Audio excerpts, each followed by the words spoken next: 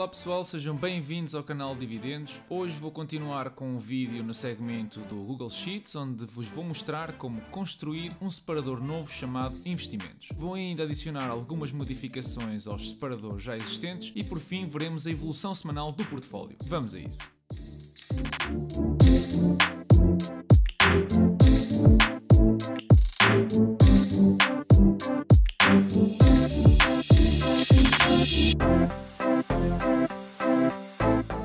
Comecemos então por modificar ligeiramente um separador já existente, que é o separador das compras. Se és novo no canal e ainda não começaste a construir a tua folha de seguimento das tuas ações ou ETFs, eu recomendo que vejas os primeiros 2 vídeos onde explico passo a passo a construção até aqui. Bem, a funcionalidade que quero adicionar é algo que vai ser muito útil no momento de declarar o IRS, independentemente se vendes muitas ou poucas ações. E o que eu vou fazer é o seguinte: uma vez que as compras nas corretoras que uso são feitas em dólares, porque as companhias são negociadas nas bolsas de Nova Iorque e Nasdaq, é necessário adicionar a esta página a taxa de conversão de dólares para euros vigente nesse dia, para conseguir calcular o valor da compra ou venda em euros. Adicionando a função então do Google Finance com o Currency USD euros, podemos ver que nos traz o valor atual da conversão. No entanto, nós queremos uma data específica e para isso podemos usar então os argumentos price e da data, que podemos obter da célula B2.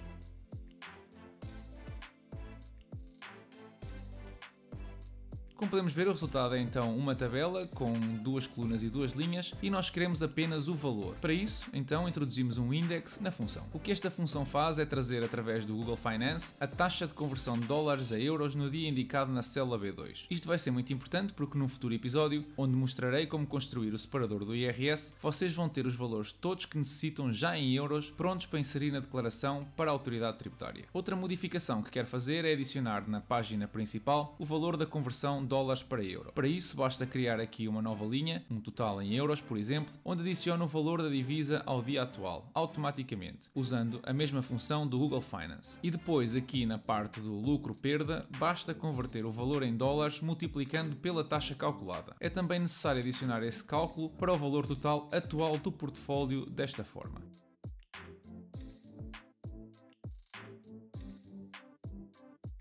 Ok, passemos então à construção do separador investimentos. Aqui é onde eu vou registar os resultados de todos os meus investimentos. Vai permitir ter uma visão global de todas as minhas aplicações financeiras. Comecemos pela tabela das ações e a definir algumas colunas como são o mês, capital investido, estratégia, resultado, taxa de retorno mensal e taxa de retorno anual. Podemos já preencher as colunas do mês e da estratégia. O resto veremos já de seguida.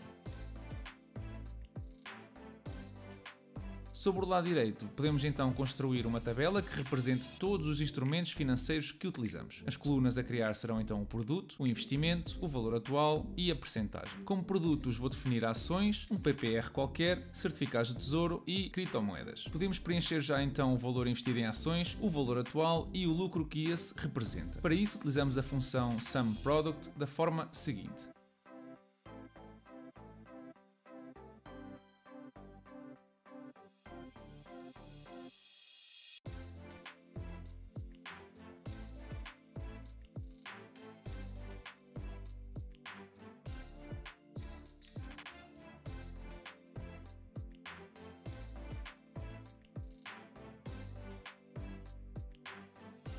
O lucro aqui apresentado já tem em consideração o impacto cambial. Se tiverem algum dos outros produtos, como são os PPRs e os certificados de tesouro, podem preencher os valores manualmente. Para as criptomoedas, como são produtos não regulados e não existe a necessidade de serem declarados ao Estado, porque eu não faço do trading a minha fonte principal de rendimento, basta conhecer a quantidade que têm atualmente e multiplicar a mesma pelo valor atual do ativo, usando para isso a função do Google Finance que mencionei anteriormente, desta feita com os pares BTC Euro e ETH Euro. O valor investido vocês podem consultar através da vossa corretora e inserir o mesmo manualmente.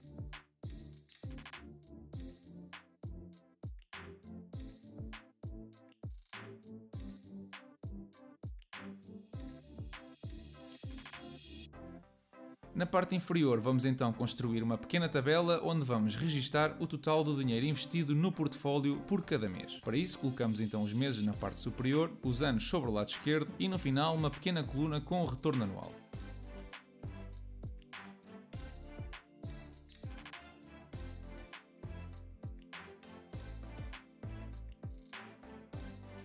Para preencher cada uma destas células, vamos usar uma função que vai ao separador do histórico das compras, compara com o mês desta coluna e traz o somatório das nossas compras-vendas. Compara o mês e o ano que temos presentes na data com o mês e o ano desta tabela que acabamos de criar. Com esta informação já podemos preencher a coluna do capital investido automaticamente.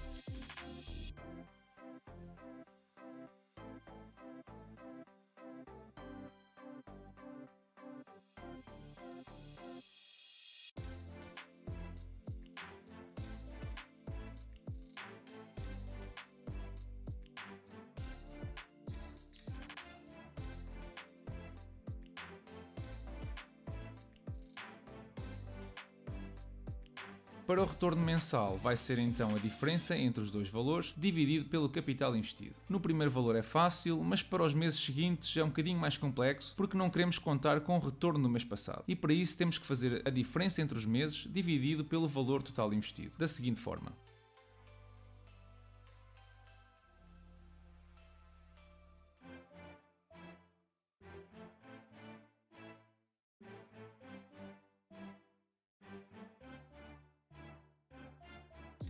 Podemos ainda comparar os nossos resultados com alguns índices ou ETFs cotados em bolsa, como o S&P 500, ou o SPY, o IWDA, ou o ESGO, ou o VTI, por exemplo. Para isso, basta introduzir uma fórmula que faça a diferença do preço entre o primeiro dia do ano e o último. A essa fórmula temos então de passar o ticker symbol do ETF ou o índice que estamos à procura. Para isso, usamos novamente uma função do Google Finance, passamos-lhe o argumento ou ticker symbol SPY, indicamos que queremos o preço numa data indicada e trazemos a coluna do valor, que é o índice 22. E dividimos por exatamente a mesma função, mas desta feita com a data inicial do ano que estamos à procura. Ao subtrair esta divisão por 1, estamos a obter o resultado em percentagem. No que respeita aos gráficos, já temos todos os dados necessários para a sua criação e vou então passar a criar aqui uns gráficos do género dos velocímetros. Para isso basta definirem os vossos valores mínimos, médios e máximos do intervalo e selecionar qual é o campo que querem mostrar nesse mesmo gráfico.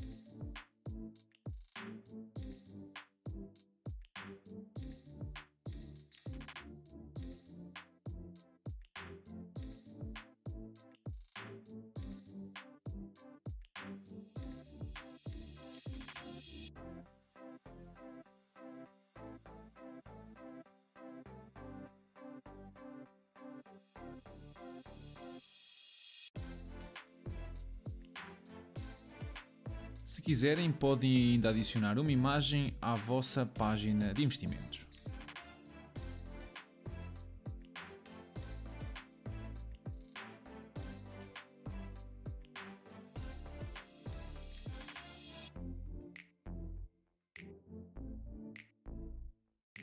No que respeita à carteira de investimentos, vamos criá-la como um gráfico circular com base nos dados da tabela superior.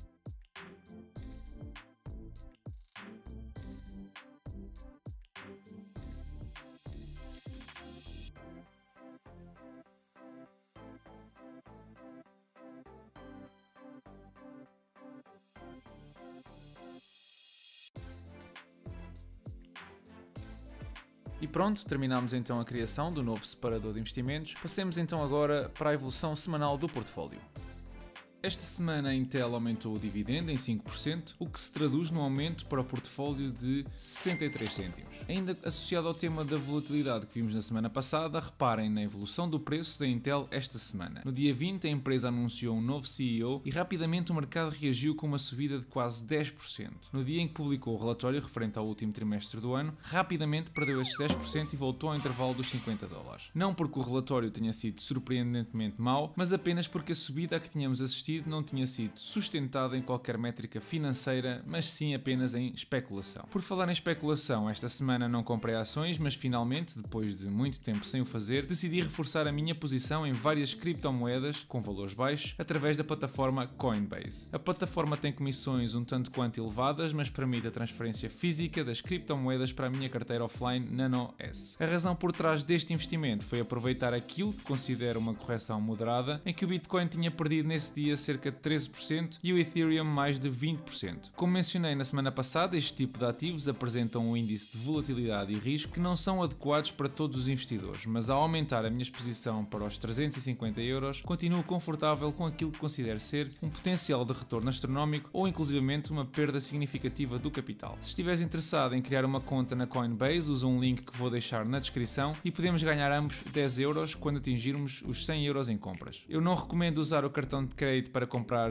criptomoedas, já que as taxas são elevadas. É sempre melhor usar um método de transferência bancária e depois ir comprando com o dinheiro que tiveres disponível. Ainda no âmbito das criptomoedas, o Banco Central Europeu não quer ficar atrás e já desde algum tempo que vem a estudar a possibilidade de lançar a sua própria moeda digital. É interessante ver que a descentralização da política monetária, como foi a revolução introduzida pelo Bitcoin, cause tanta comichão nos grandes reguladores mundiais que se veem forçados a tomar medidas deste tipo. Para terminar com as notícias, deixar-vos ainda com a iniciativa do Parlamento Europeu em tentar de certa forma regular eficazmente o setor digital, começando pelas maiores empresas do mundo. Os Estados Unidos já tentaram fazer algo deste género, com audições exatamente iguais e ainda sem quaisquer resultados palpáveis. Bem, em relação a esta semana, o portfólio ultrapassou a barreira dos 30% de valorização e a rentabilidade dos dividendos também aumentou para os 3,66%. No que respeita aos dividendos recebidos neste mês de janeiro, levo $20, faltando de receber parte do dividendo da Cisco pela Trading 212 e da Simon Property pela Revolut. E pronto pessoal, é tudo por hoje, espero que tenham gostado do episódio, deixem o vosso like, se assim for, subscrevam o canal, partilhem nas redes sociais, ajudando assim o canal a crescer e a chegar a mais pessoas, mantenham-se saudáveis, desejo-vos a todos uma excelente semana e bons investimentos.